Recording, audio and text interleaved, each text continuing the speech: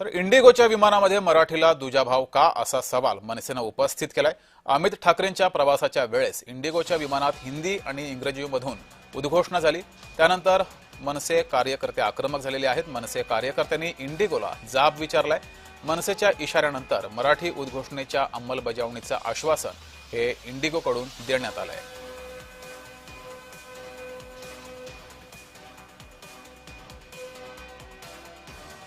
Airport मध्ये बाकी म्हणजे आकाशा असेल किंवा इंडियन एअरलाइन्स ही लोक मराठीमध्ये त्यांची उद्घोषणा करतात, परंतु इंडिगो ही अशी एक फक्त हे आहे एअरलाइन्स आहे त्याच्यामध्ये मराठीमध्ये उद्घोषणा होत नव्हती।